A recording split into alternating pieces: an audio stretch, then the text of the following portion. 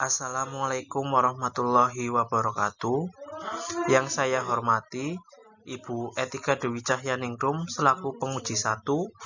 Yang saya hormati Ibu Tin Utami selaku penguji 2. Yang saya hormati Ibu Ikit Neta Wikrahmi selaku penguji 3.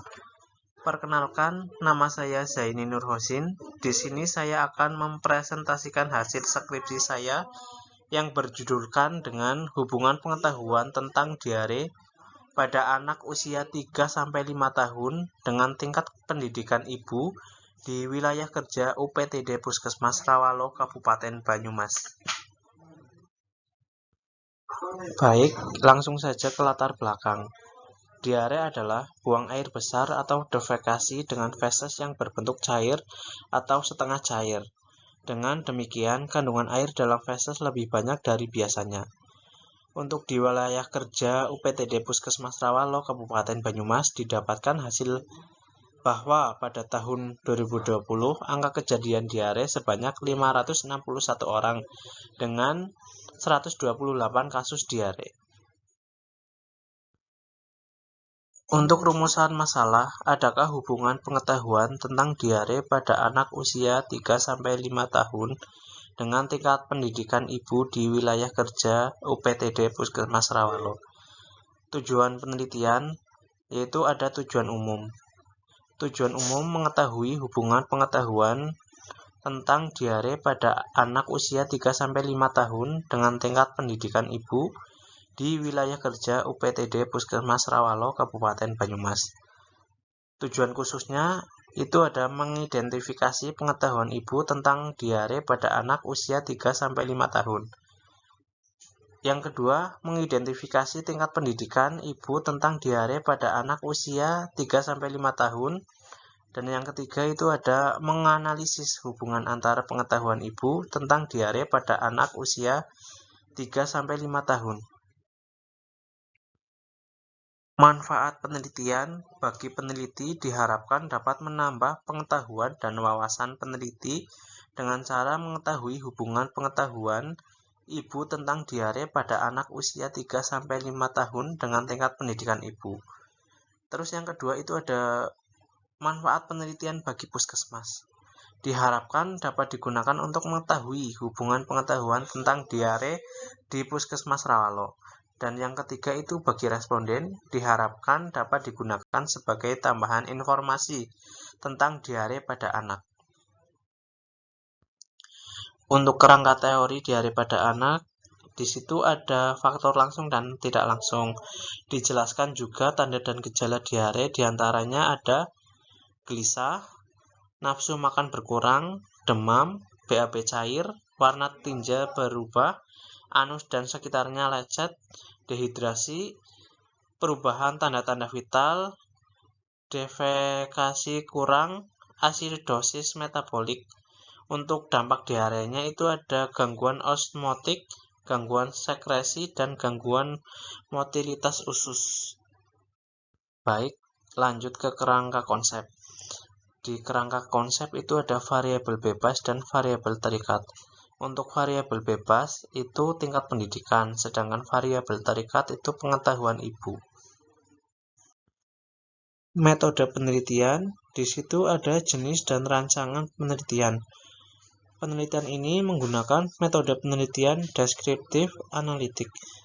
Untuk waktu dan tempat penelitian, pengajuan proposal dimulai pada bulan Desember 2020 dan penelitian dilakukan pada bulan Agustus 2021.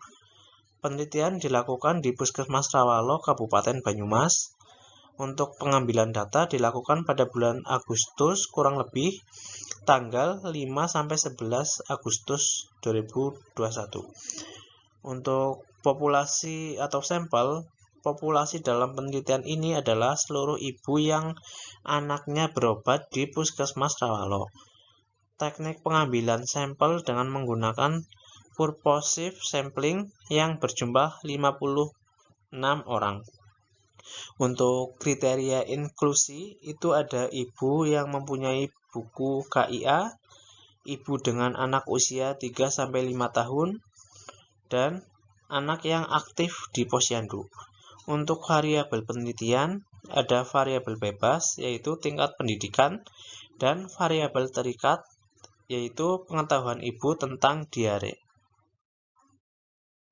Untuk instrumen penelitian, saya menggunakan kuesioner yang dibagikan kepada responden. Pengambilan data, ada editing, scoring, coding, entry data, cleaning, dan tabulasi. Di situ juga ada etik penelitian. Yang pertama ada prinsip manfaat, prinsip menghargai hak asasi manusia, dan yang terakhir ada prinsip keadilan. Baik, kita lanjut hasil penelitian. Di hasil penelitian itu ada pengetahuan dan tingkat pendidikan orang tua. Tingkat pengetahuan dengan kriteria baik, cukup, dan kurang. Untuk yang baik, itu frekuensi 10 dengan persentase 17,9. Cukup 20, presentasinya 35,7. Dan kurang, frekuensinya 26 untuk persentase 46,4. Untuk tingkat pendidikan orang tua, itu pendidikan SD sampai SMP nggih. Itu frekuensinya 36, untuk presentasenya 64,3. Untuk pendidikan menengah atau SLTA, frekuensinya 17, presentasenya 30,4. Dan yang terakhir itu ada perguruan tinggi, frekuensinya 3, presentasinya 5,4. Jadi di sini untuk pendidikan orang tua yang tertinggi itu untuk pendidikan sekolah dasar dan sekolah menengah pertama. Keterbatasan penelitian. Penelitian ini tentunya memiliki beberapa keterbatasan yang kemungkinan dapat mempengaruhi hasil penelitian. Variabel-variabel pengganggu yang berpengaruh dalam penelitian ini belum sepenuhnya dikendalikan.